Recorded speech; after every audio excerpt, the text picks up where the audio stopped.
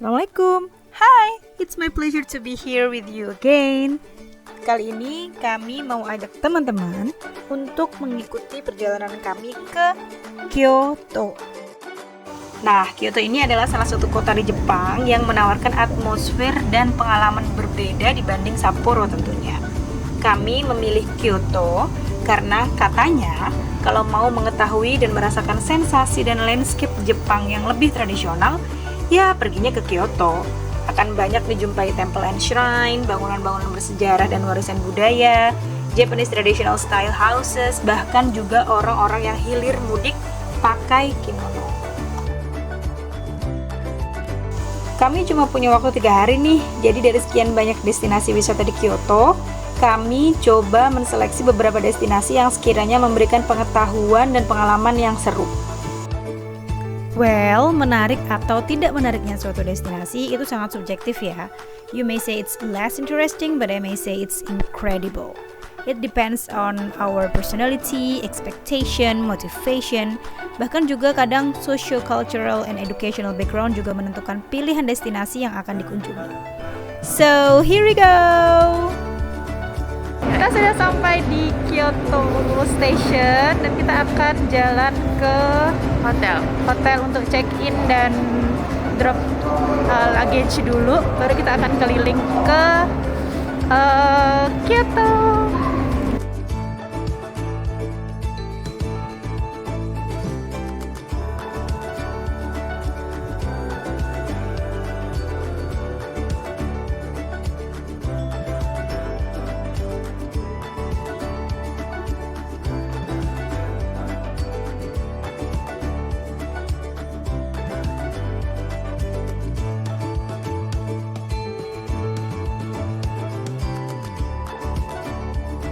Setelah istirahat sebentar, kami sepakat jalan lagi. Karena udah malam, gak banyak pilihan destinasi yang bisa kami kunjungi. Jadilah kami strolling around for a night walk sambil cari makan malam.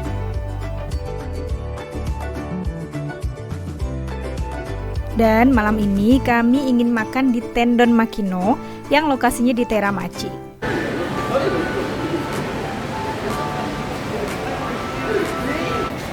Sampainya kami di sana, ternyata antri di luar restorannya cukup panjang.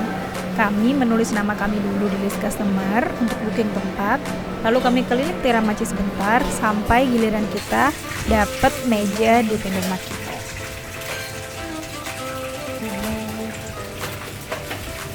Dan ternyata memang worth to experience walaupun lama juga nunggu antriannya.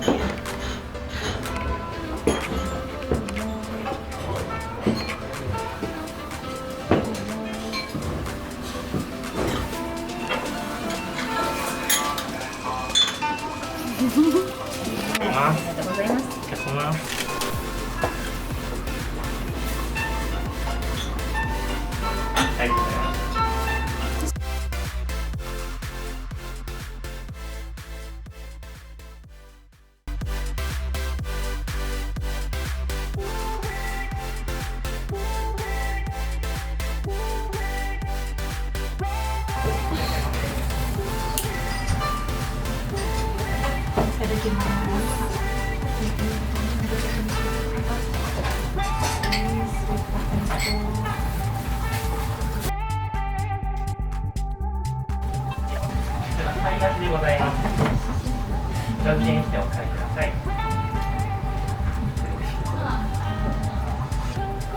Nasinya nggak banyak-banyak amat.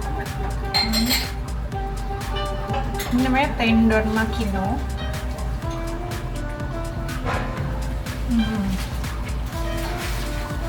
Sebenarnya sama seperti kayak nasi kecap gorengan.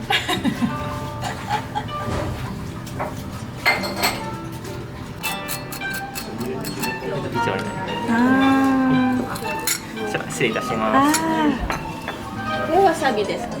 わさびと水菜っていうのがはい。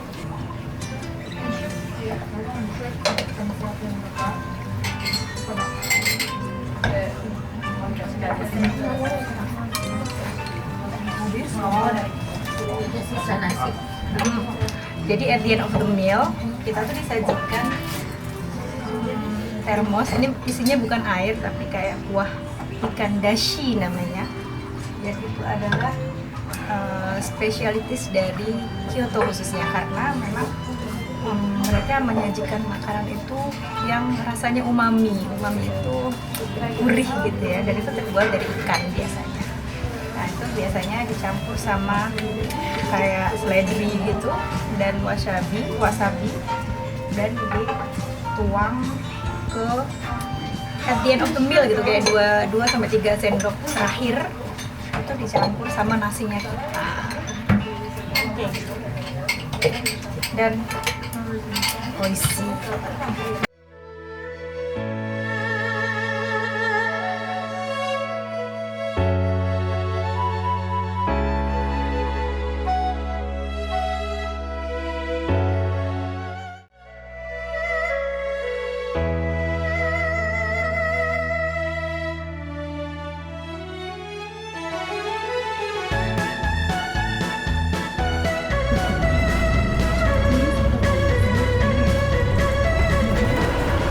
Kita akan ke Arashiyama Bamboo Forest, dan hari ini kita beli beli one day tiket bus yang dia harganya 700 yen aja, dan kita bisa pakai bus apa aja di Kyoto.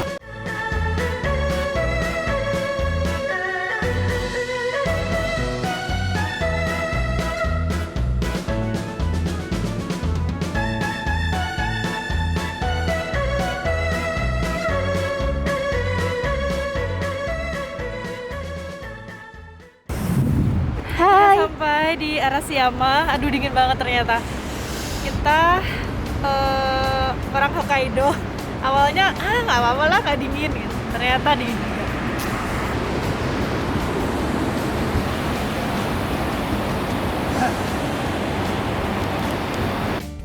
Nah, Arashiyama ini adalah satu destinasi yang bisa dikatakan sangat populer di kalangan wisatawan. Jadi nggak heran kalau pas ke sana banyak banget wisatawan yang memadati lokasi ini.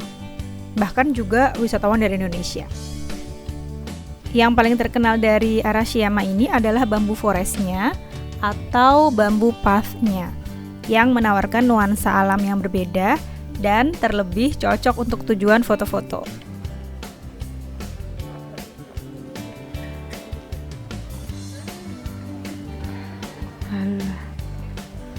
Tapi sebenarnya di kawasan ini juga dijumpai beberapa kuil seperti Tenryuji Temple.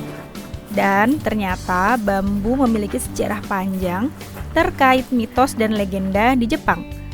Bambu dimaknai sebagai simbol kekuatan, dan hutan yang ditanami bambu diperkirakan berfungsi untuk melindungi kuil dari kejahatan.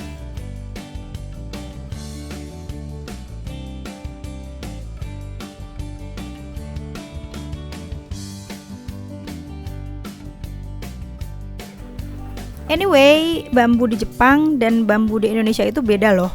Apa perbedaannya? Kita dengarkan dari pakarnya yuk. Kenapa di Indonesia sama di sini itu bambunya beda cara perkembangan vegetatifnya? Kalau di Indonesia itu kan dia berumpun. Nah, kalau di sini dia satu-satu, jauh-jauh. Jadi jarang kayak serumpun itu banyak bambunya. Jadi kalau misal budidaya bambu, makanya di Indonesia sama di sini itu agak beda karena cara kultivasinya beda. Kalau di sini bisa ditanam, kalau di Indonesia itu harus serumpun gitu, harus agak beda gitu secara environmentnya. Di Indonesia itu relatif susah kalau nanam bambu karena harus alami dengan pertimbangan tadi cara tumbuhnya, maksudnya cara spesiesnya beda. Well, destinasi selanjutnya di hari kedua ini adalah Kyoto Imperial Palace. Istana ini dulunya merupakan kediaman Kaisar Jepang yang telah didiami selama kurang lebih 500 tahun. Mulai tahun 1331 hingga tahun 1869. Tepatnya ketika ibu kota dipindahkan ke Tokyo selama restorasi Meiji. Istana Kekaisaran Kyoto adalah sebuah kompleks yang dikelilingi tembok yang cukup tinggi, dan di dalamnya terdapat beberapa bangunan bergaya Jepang klasik. Di antaranya gedung yang paling prestisius di area ini yakni Shishindeng atau Aula Upacara Kenegaraan. Saat ini, beberapa acara istana penting seperti Tea Party Istana Kekaisaran Kyoto yang diselenggarakan oleh Yang Mulia Kaisar dan Permaisuri terkadang juga dirayakan di sini. Istana juga menerima tamu negara dan memainkan peran penting sebagai tempat yang memperkenalkan budaya istana Jepang kepada pejabat asing. Di halaman istana, selain bangunan istana, ada 2 taman utama. Ini juga bagian yang sangat memukau bagi kami. Kebanyakan taman di Jepang dipengaruhi oleh ajaran Zen Buddhism. Zen, yang berasal dari bahasa Sanskerta berarti meditasi, merujuk pada self-discovery dan menjernihkan pikiran dari gangguan yang tidak perlu, seperti menginginkan materi. Gaya Zen Garden yang sederhana dimaksudkan untuk memunculkan makna paling dalam dengan penggunaan bahan yang paling sedikit. Zen Garden kemudian menekankan pentingnya meditasi serta pandangan yang lebih sederhana namun penuh perhatian. Umumnya, taman di Jepang didominasi oleh batu, kerikil, pohon, dan tanaman yang mayoritas berwarna hijau. Zen Garden di Jepang dapat dianggap sebagai karya seni yang hidup, bahkan di era Heian tahun 794 sampai 1185, taman dinilai sebagai bentukan dan visi Buddha akan surga.